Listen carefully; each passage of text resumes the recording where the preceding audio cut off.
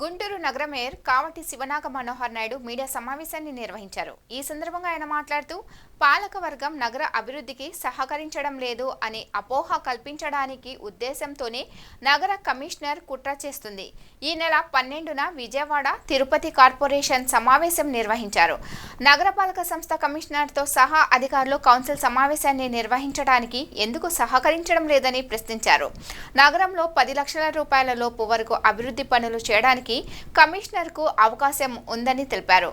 10 లక్షల నుండి 50 లక్షల రూపాయల వరకు అభివృద్ధి పనులు జరగాలంటే స్టాండింగ్ కమిటీ సమావేశం అవసరమని తెలిపారు. ఈ రోజున కౌన్సిల్ సమావేశం జరగకపోవడం వల్ల అధికారులపై అసంతృప్తి వ్యక్తం చేసి నల్ల చొక్కాని వేసుకొని బ్లాక్ డేగా ప్రకటిస్తున్నానని స్పష్టం చేశారు. 20వ తారీఖు ఇచ్చేశారు. అదేవిధంగా నజీర్ గారు 3వ తారీఖు ఇచ్చారు. మాధవి గారు 2వ తారీఖు ఇచ్చారు. పెమ్మసాని చంద్రశేఖర్ గారు కేంద్ర మంత్రి వర్యులు 6వ తారీఖు మేము గుంటూరు నగరపాలక సంస్థలో మేము ఎక్స్ అఫీషియల్ సభ్యులుగా మేము కొనసాగుతామని చెప్పేసి సాక్షాత్తు వాళ్ళ లెటర్ల ద్వారా వాళ్ళ యొక్క అభిప్రాయాన్ని మాకు తెలియజేయడం కూడా జరిగింది. వీటన్నిటిని కూడా దృష్టిలో ఉంచుకొని, ఎందుకంటే కొత్త ప్రభుత్వం వచ్చింది, కొంతమంది శాసనసభ్యులు వచ్చారు, పార్లమెంట్ సభ్యులు వచ్చారు, నగర అభివృద్ధిలో వాళ్ళు కూడా పూర్తిగా భాగస్వాములు కాబట్టి వాళ్ళు కూడా ఈ యొక్క మొట్టమొదటి సాధారణ సమావేశంలో వాళ్ళు కూడా ఉంటే బాగుంటుందని చెప్పేసి పెమ్మసాని గారు 6వ తారీఖు లెటరు సంతకం పెట్టి మాకు పంపించి 7వ తారీఖు పంపిస్తే 8వ తారీఖు మేము పత్రికల సమావేశం ఏర్పాటు చేసి, అంటే మేము 7వ తారీఖే నేను అధికారులకి ఏదైతే కౌన్సిల్ సెక్రటరీ ఎవరైతే ఉన్నారో ఆ కౌన్సిల్ సెక్రటరీకి ఎమ్మెల్యేలు పార్లమెంట్ సభ్యుల యొక్క కన్సర్న్ లెటర్ వచ్చింది కాబట్టి కౌన్సిల్ సమావేశం నిర్వహించండి అని చెప్పేసి నేను 20వ తారీఖు నిర్వహిద్దాం, డేట్ల ప్రకారం, టైమ్స్ ప్రకారం, షెడ్యూల్ ప్రకారం కూడా, రూల్ ప్రకారం కూడా బాగుంటుంది. దానికి తోడు శనివారం కేంద్ర మంత్రి వర్యులు గుంటూరు నగరంలో ఉంటారు అని చెప్పేసి వాళ్ళ యొక్క అనుయుల ద్వారా నాకు సమాచారం ఉంది కాబట్టి మొట్టమొదటి సమావేశం ఆయన కూడా ఉంటే బాగుంటుంది అనేటువంటి ఉద్దేశంతో ఈరోజు శనివారం ఈ యొక్క సమావేశానికి తేదీ నిర్ణయించడం కూడా జరిగింది. అంటే ఇంతవరకు అంటే అధికారులు ఏ విధంగా తయారయ్యారో ఒక్కసారి నగర ప్రజలు ఆలోచించుకోవాల్సిన అవసరం ఎంతైనా ఉందని చెప్పేసి కూడా నేను చెప్తా ఉన్నాను. ఎందుకంటే నగరాభివృద్ధి విషయంలో, నగరం అభివృద్ధి చేసేటువంటి విషయంలో మేము పూర్తి స్థాయిగా మేము కొత్త ప్రభుత్వానికి, కొత్త పాలకులకి మేము 100% సహకరిస్తామనేటువంటి మాట అక్షర సత్యం, ఇది వాస్తవం అని చెప్పేసి కూడా నేను చెప్తా ఉన్నాను. ఎందుకంటే ఇక్కడ భేషజాలకు పోవాల్సినటువంటి అవసరం లేదు.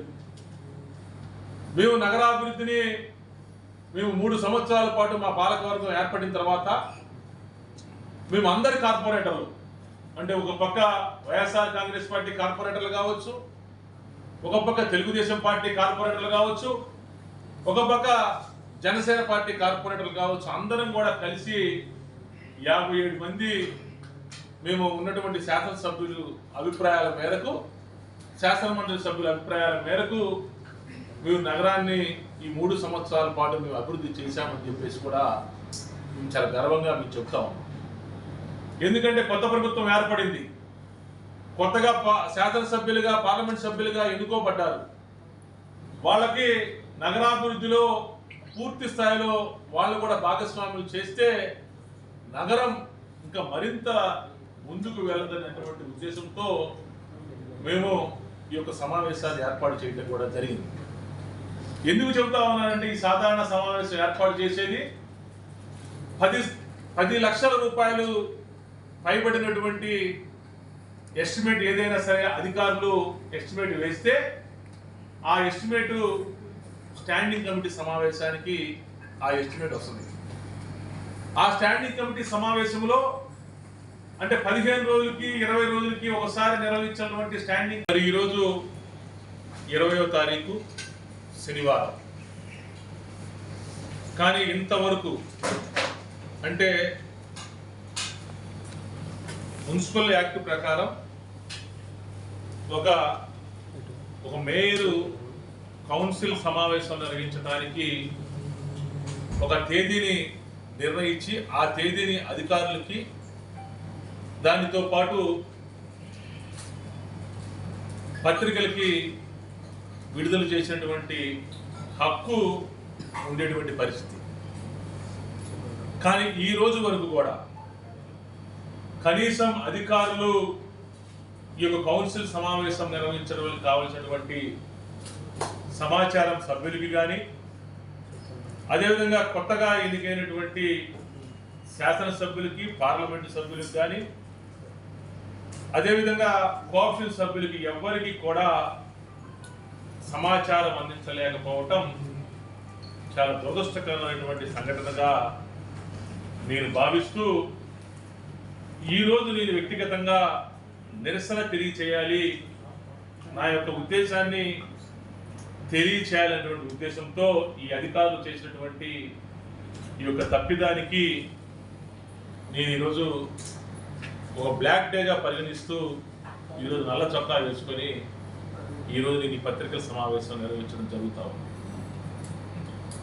ఎందుకంటే ఫిబ్రవరి 11వ తేదీన మున్సిపల్ కార్పొరేషన్ సమావేశం సభ్యులందరితో నిర్వహించిన తర్వాత ఎన్నికల కోడ్ వచ్చి ఎన్నికల ప్రక్రియ పూర్తయిన తర్వాత కొత్తగా ఎన్నుకున్నటువంటి శాసనసభ్యులు, అదేవిధంగా పార్లమెంటు సభ్యులు ఈ యొక్క సభలో ఎక్స్ అఫీషియో సభ్యులుగా కొనసాగుతారు. కాబట్టి మాకు ప్రభుత్వ నిబంధనల ప్రకారం అంటే 14వ తారీఖు 6వ నెల మాకు ఎవరైతే నూతనంగా ఎన్నుకోబడినటువంటి ఈ యొక్క శాసనసభ్యుల్ని, పార్లమెంట్ సభ్యుల్ని ఎక్స్ అఫీషియో సభ్యులుగా పరిగణించవలసిన అవసరం ఉంది. కాబట్టి వాళ్ళు ఎక్కడ ఎక్స్ అఫీషియో సభ్యులుగా ఉంటారో వాళ్ళకి మా యొక్క మేయర్ ఛాంబర్ నుంచి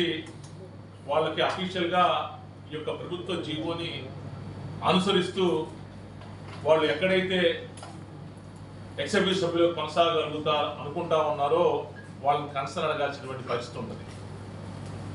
మేము అడిగాం 14వ తారీఖు మా దగ్గరికి వస్తే మేము ఆల్రెడీ శాసనసభ్యుల్ని ఉన్నటువంటి శాసనసభ్యులు రామాంజులు గారు కానీ, నజీర్ గారు కానీ, అదేవిధంగా గల్లా మాధవ్ గారు కానీ, అదేవిధంగా పెమ్మసాని చంద్రశేఖర్ గారిని కానీ మేము కన్సర్న్